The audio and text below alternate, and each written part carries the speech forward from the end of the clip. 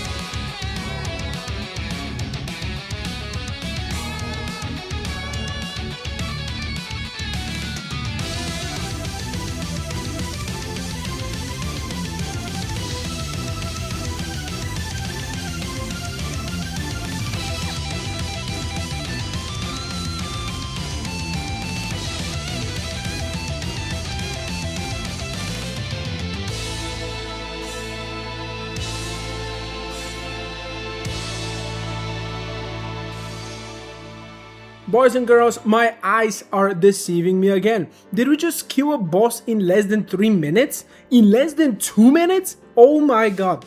1 minute and 16 seconds later, Mr. Bumbleburb falls and we get our last rage upgrade. And also get his magic weapon, which is unfortunately hot garbage.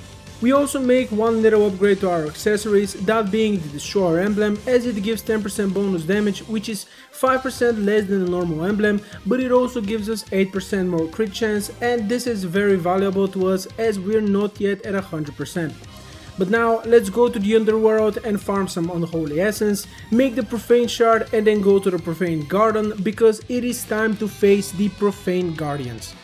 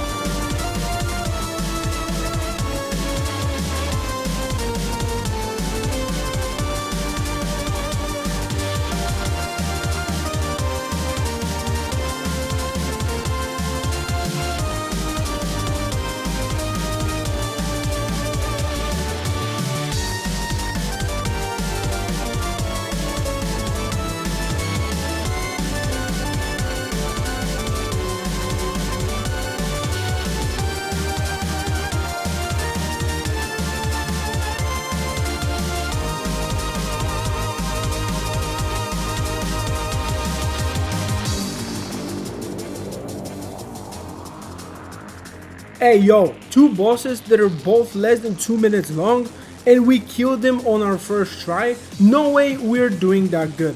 Very strange, but we take it. And since there are no upgrades to be had after the Guardians, we go inside the garden, make sure it's daytime, and summon Providence, the profane goddess.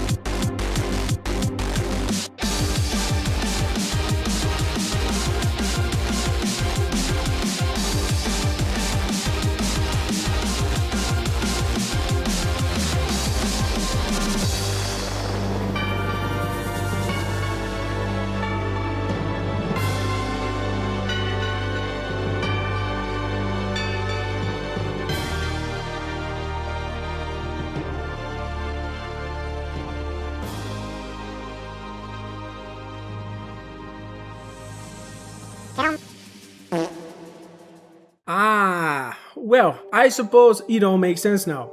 We were back in the territory of not doing good damage, and because of that we struggled against Providence's crystal for 12 attempts.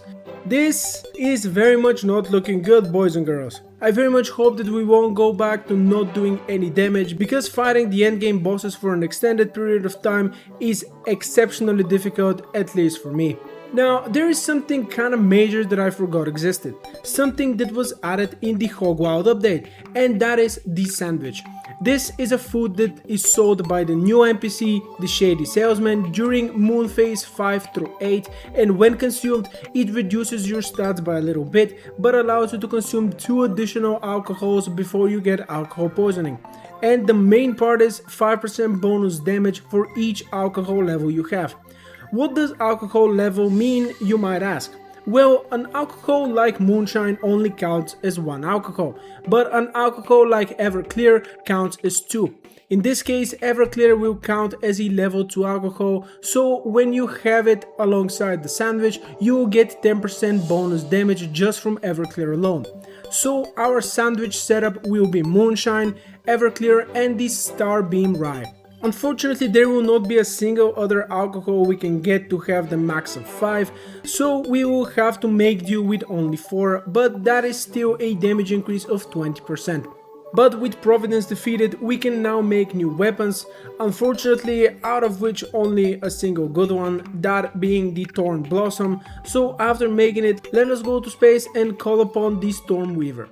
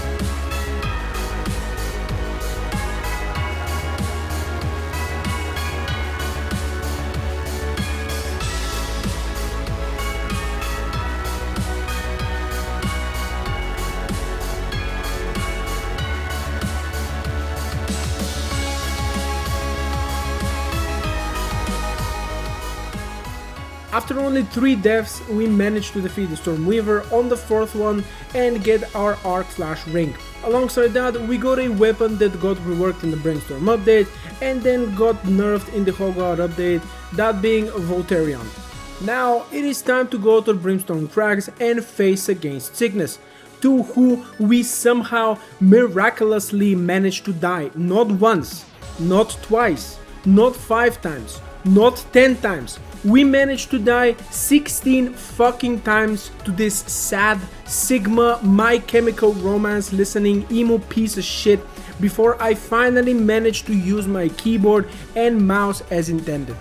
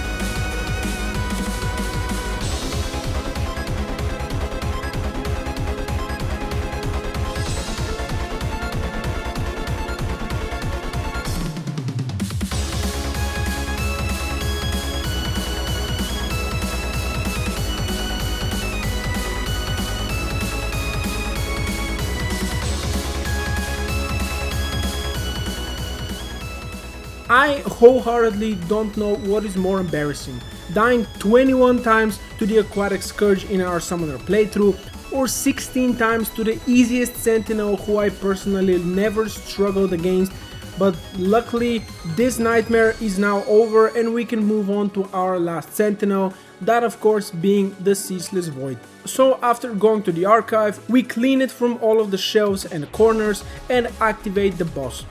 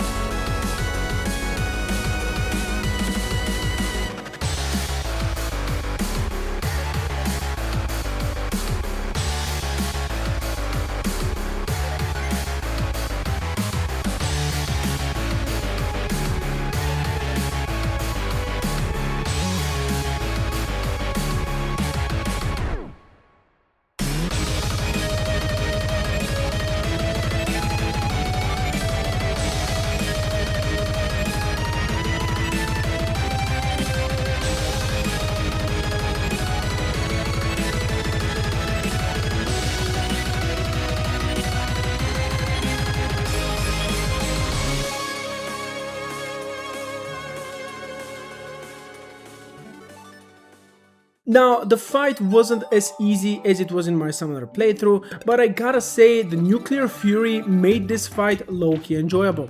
But it is time for our last boss.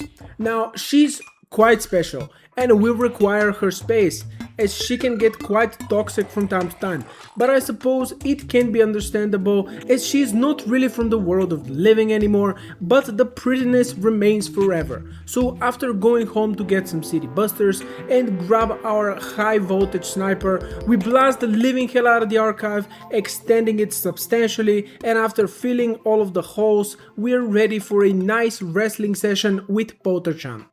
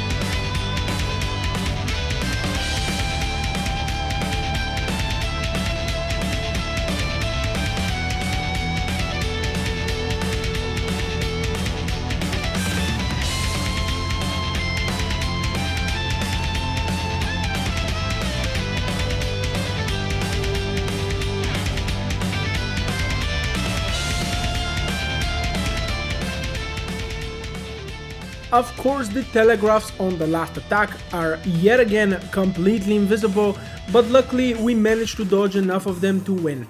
I have no idea what causes this. It's almost always a mod that somehow breaks another mod, even though it shouldn't, but it is what it is.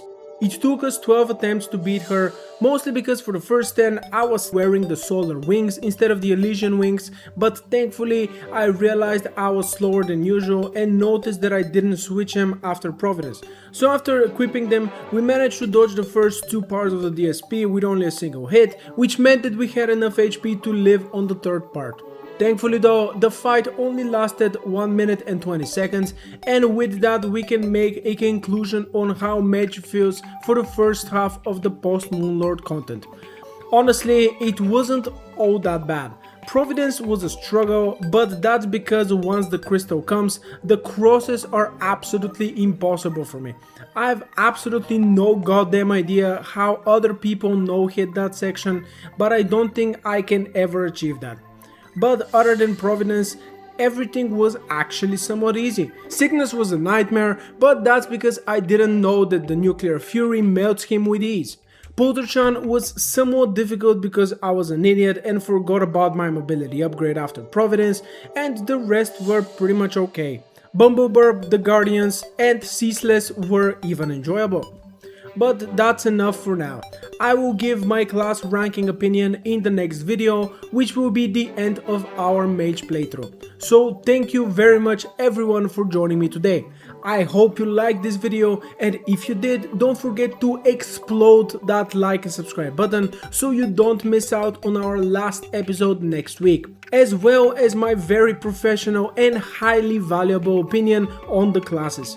Feel free to leave a comment down below about anything your heart desires, and thank you again for the nice comments from the previous videos. You will find links to all of my social media platforms in the description, so make sure to hit that follow button on those too, as I always make posts whenever a new video is ready for consumption. Thank you all again so much for being with me today, and I hope to see you all God Gamers in the next video. Big Mage Brother Vi out.